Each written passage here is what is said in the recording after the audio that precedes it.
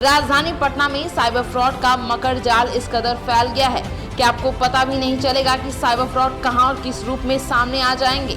बता दें कि पत्रकार नगर थाने की पुलिस ने एक बड़े साइबर फ्रॉड गिरोह के 5 सदस्यों को गिरफ्तार किया है, जो अपार्टमेंट में किराए के मकान लेकर शान शौकत की जिंदगी जीते थे।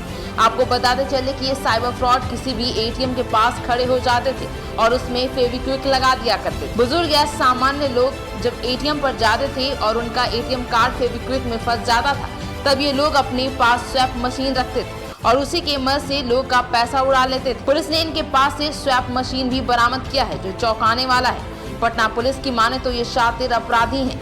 बता दें कि जो पिछले कई महीनों से साइबर फ्रॉड की घटना को अंजाम दे रहे थे, पुलिस ने इनके पास से कार और फ्लैट में ऐशो आराम के सामान भी जब्त किया है। देखिए, एक कांड दर्ज हुआ है। ये पत्रकार नगर थाना अंतर्गत पत्रकार नगर थाना अध्यक्ष के द्वारा अपनी गश्ती के दौरान वहाँ पर एक संदिग्ध गतिविधि की जो बलेनो कार थी उसके पर उन्होंने जब चेकिंग किया तो वहाँ पे एक अपार्टमेंट है, शिवाइन पैराडाइज अपार्टमेंट। तो वहाँ पर से कुछ लड़के संदिग्ध अवस्था में भागने की फिराक में थे, तो उनकी तलाशी के क्रम में जो है कई संदिग्ध वस्तुएं बरामद हुई, खास करके जो साइबर फ्रॉड से रिलेटेड थी, जिसमें कई एटीएम कार्ड, कुछ स्वाइप मशीनें और कुछ कई प्रकार के गोद जैसे चिपचिपे पदार्थ थे, जिनको बरामद किया गया। तो बाद में इनकी जो है गिरफ्तार, जब इनसे पूछताछ की गई तो इसमें कई अन्य लड़कों की गिरफ्तारी हुई और जो उस अपार्टमेंट के साथ साथ कई अन्य अपार्टमेंट से गिरफ्तारी हुई। काफ़ी ये सोफिस्टिकेटेड ढंग से रह रहे थे। इन्होंने बताया कि ये एटीएम में अपना एक ये फेविक्विक टाइप का एक चिपचिपा पदार्थ वो लगा देते थे और जैसे ही कोई वहाँ पर अपना एटीएम कार्ड उसमें डालता था तो वो वहाँ पे वो फिर फंस जाता था, निकलता नहीं था। और ये वहाँ आसपास ही खड़े रहते थे।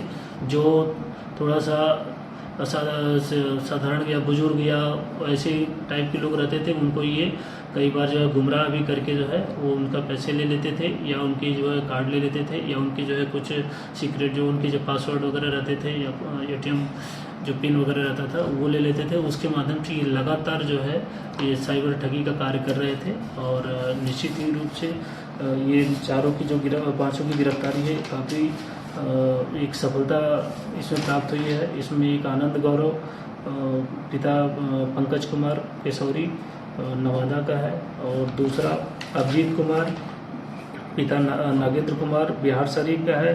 तीसरा अभियुक्त है शुभम कुमार, ये हनुमान नगर पत्रकार नगर का ही है।